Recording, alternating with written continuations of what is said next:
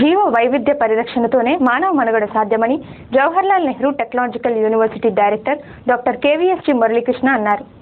ఆంధ్రప్రదేశ్ రాష్ట్ర జీవ వైవిధ్య మండలి మరియు వృక్ష శాస్త్ర విభాగం పిఆర్ ప్రభుత్వ డిగ్రీ కళాశాల కాకినాడ వారి సంయుక్త ఆధ్వర్యంలో అంతర్జాతీయ జీవ వైవిధ్య దినోత్సవం సందర్భంగా జిల్లా స్థాయి పర్యావరణ పోటీలు స్థానిక పిఆర్ ప్రభుత్వ డిగ్రీ కళాశాలలో నిర్వహించారు. ఈ సందర్భంగా నిర్వహించిన జీవ వైవిధ్య అవగాహన సదస్సుకు ముఖ్య అతిథిగా విచ్చేసిన జేఎన్టీయూ డైరెక్టర్ ప్రముఖ పర్యావరణవేత్త డాక్టర్ కేవీఎస్టీ మురళీకృష్ణ మాట్లాడుతూ భారతదేశం జీవ వైవిధ్య పరంగా అతి బలమైన దేశమని, ఇది ప్రపంచ దేశాలతో పోలిస్తే 17వ స్థానంలో ఉందని, ఇక్కడ సుమారు 1200 పక్షి జాతులు, వివిధ జంతువులు ఉన్నాయన్నారు.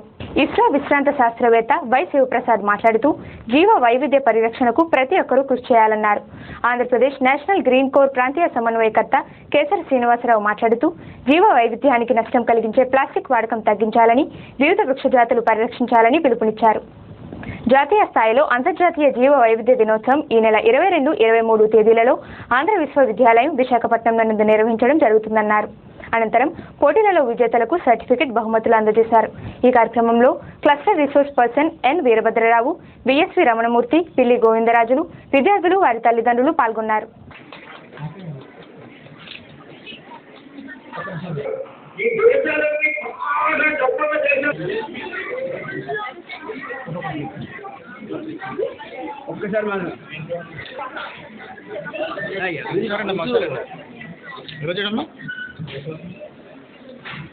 సో ఇక్కడ ఉన్న డైవర్సిటీ ఇకో సిస్టమ్ మనకి హిమాలయాస్ ఉన్నట్టుగా ఇటు మళ్ళీ సౌత్ ఇండియా ఉండదు, అటువైపు కలకత్తా ప్రాంతం ఉన్నట్టుగా ఇంకో చోట ఉండదు. మన ఆంధ్ర రాష్ట్రంలోనే 10% అడవులు కృష్ణా గుంటూరులో ఉన్నాయి, 33% ఈస్ట్ గోదావరిలో ఉన్నాయి, అరుణాచల్ ప్రదేశ్లో ఏమో 70% ఉన్నాయి. ఇవంతా వెరైటీ అనమాట.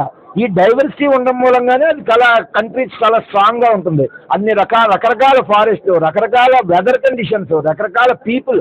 మన కరెన్సీ నోటు మీద 17 భాషలు ఉన్నాయి, ఇండియాలో 1700 భాషలు ఉన్నాయి. చాలా దేశాల్లో 2-3 భాషలు తప్ప మిగతా ఉండవు. అలాగే ఇండియాలో ప్రపంచంలో అన్ని రిలీజియన్స్ కూడా ఇండియాలో చాలా హ్యాపీగా ఉన్నాయి, కలిసి మనం మనుగడ సాగిస్తున్నాం.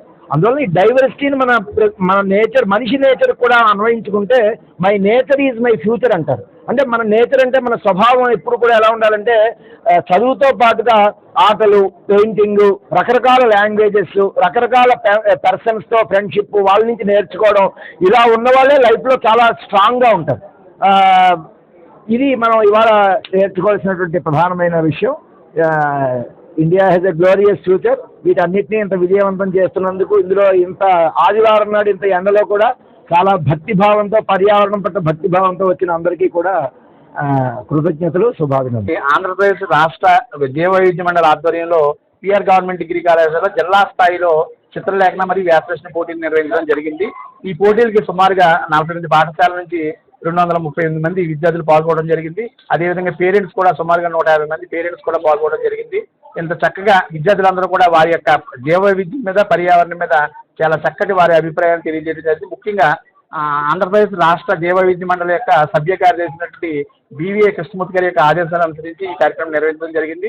అదేవిధంగా మన పిఆర్ డిగ్రీ కళాశాల ప్రిన్సిపాల్ అయినటువంటి డాక్టర్ బివి తిరుపాన్యం గారు, అదేవిధంగా జిల్లా విద్యాశాఖ అధికారి పిల్లి రమేష్ గారి యొక్క ఆధ్వర్యంలో ఈ కార్యక్రమం నిర్వహించడం జరిగింది.